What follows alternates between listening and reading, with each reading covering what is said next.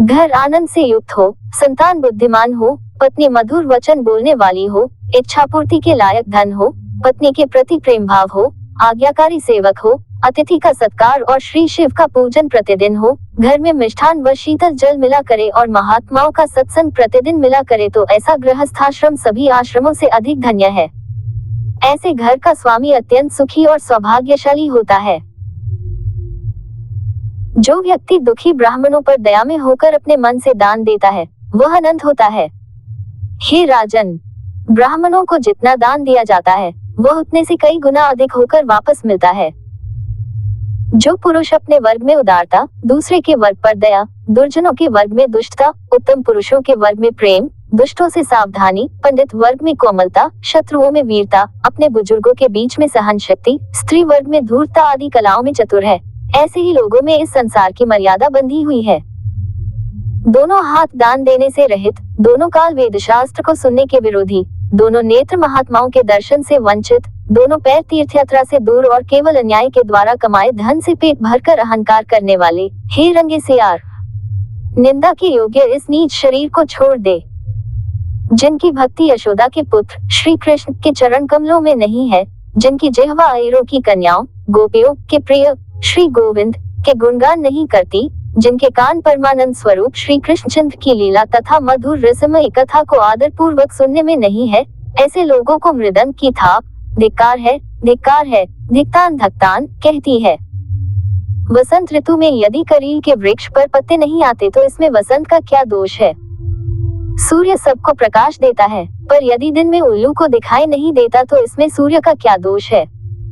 इसी प्रकार वर्ष का जल यदि चातक के मुंह में नहीं पड़ता तो इसमें मेघों का क्या दोष है? इसका अर्थ यही है कि ब्रह्मा ने भाग्य में जो लिख दिया है, उसे कौन मिटा सकता है? अच्छी संगति से दुष्टों में भी साधुता आ जाती है। उत्तम लोग दुष्ट के साथ रहने के बाद भी नीच नहीं होते। फूल की सुगंध को मिट्टी तो ग्रहण कर लेती है, पर मिट्टी की गंध को फूल ग्रहण नहीं करता। साधु अर्थात महान लोगों के दर्शन करना पुण्य तीर्थों के समान है। तीर्थाटन का फल समय से ही प्राप्त होता है, परंतु साधुओं की संगति का फल तत्काल प्राप्त होता है।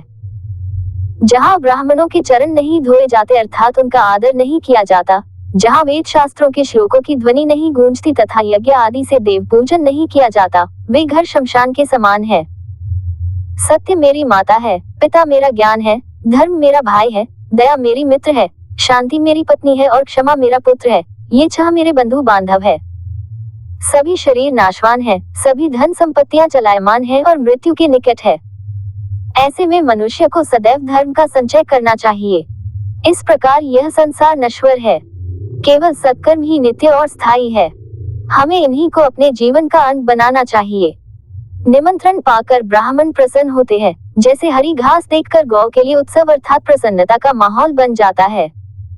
ऐसे ही पति के प्रसन्न होने पर स्त्री के लिए घर में उत्सव का सा दृश्य उपस्थित हो जाता है, परंतु मेरे लिए भीषण रण में अनुराग रखना उत्सव के समान है। मेरे लिए युद्धरत होना जीवन की सार्थकता है। जो व्यक्ति दूसरे की स्त्री को माता के समान, दूसरे के धन को ढेले कंकड़ के समान और सभी जीवों को अपने समान देखता है, वही पंडित है, विद्वान है। राजपुत्रों से नम्रता, पंडितों से मधुर वचन, जुआरियों से असत्य बोलना और स्त्रियों से धूर्तता सीखनी चाहिए। बिना विचार के खर्च करने वाला, अकेले रहकर झगड़ा करने वाला और सभी जगह व्याकुल रहने वाला मनुष्य शीघ्र ही नष्ट हो जाता है।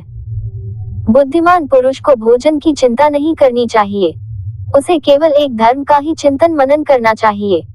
वास्तव में मनुष्य का आहार माँ का दूध तो उसके जन्म के साथ साथ ही पैदा होता है। धन और अन्न के व्यवहार में, विद्या ग्रहण करने में, भोजन करने में और व्यवहार में जो व्यक्ति लज्जा नहीं रखता, वह सदैव सुखी रहता है।